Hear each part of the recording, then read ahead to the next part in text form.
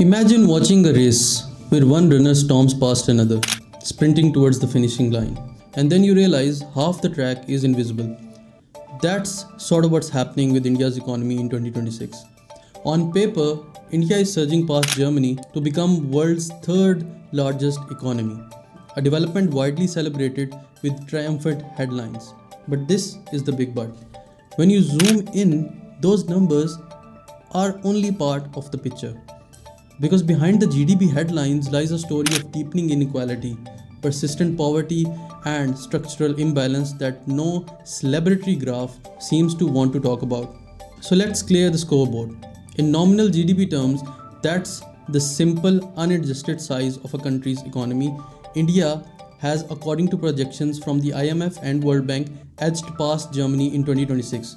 This is due to India's rapid population growth, strong services and digital exports, a booming tech sector, post-pandemic rebound, and India's GDP is now larger than Germany's, a nation long seen as Europe's industrial backbone.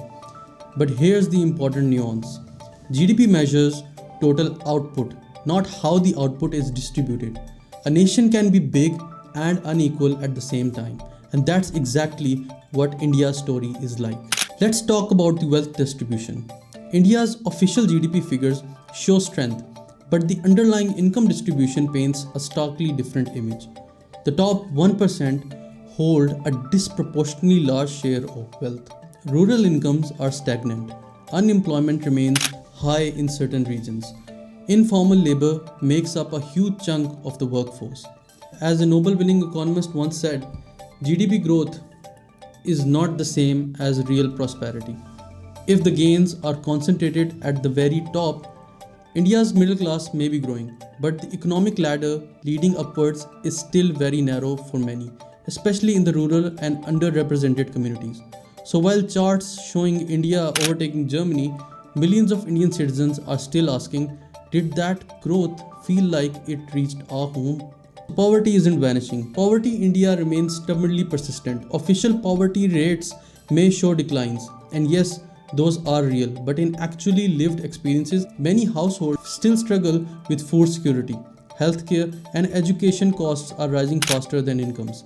Child malnutrition and underemployment haven't disappeared. A 2025 case study from a major global NGO observed nominal income gains often mask deeper costs absorbed by poor and vulnerable families. In other words, GDP might go up, but for the large slice of the population, real purchasing power and standards of living aren't keeping pace. Contrast that with Germany, where a stronger social safety net reduces everyday insecurity, and suddenly the headline comparison becomes a lot less straightforward. Here's where the story gets even more interesting. India's economy is generating jobs, but mostly in informal sectors.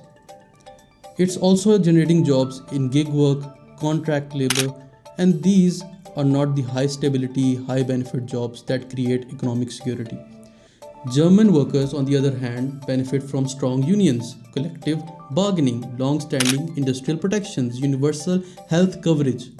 This difference matters because it shapes how economic growth feels on ground. As the development expert Amartya Sen has noted, growth must be judged not by the height of the mountain, but by how many people are climbing it. India's mountain may be tall in overall size, but many of its climbers are still at the base camp. Let's talk about structural inequality. India's GDP success is disproportionately driven by finance and technological sectors, also export remittances and large corporations. It is also getting foreign investments. Meanwhile, many rural regions lack basic infrastructure. Health line access varies widely, educational attainments is unequal, gender gaps in labor participation persist. So in an economy league table, India leaps ahead of Germany, but in metrics like income per capita, human development index, regional living standards and access to basic services, India still trails behind many middle income nations, including Germany.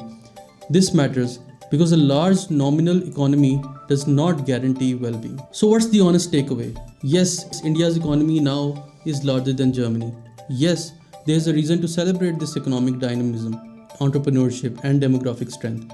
But interpreting that as a straightforward victory is misleading.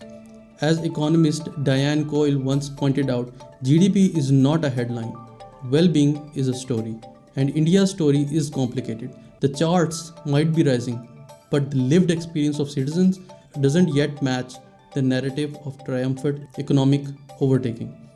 So, before we herald a new economic superpower, let's ask the deeper question: is growth lifting people or just the numbers? If you want deep dives into global economics, power, inequality, and stories behind the headlines, subscribe, hit the like button, and let's talk beyond the charts. Because sometimes the most important part of a statistic is what it does not show.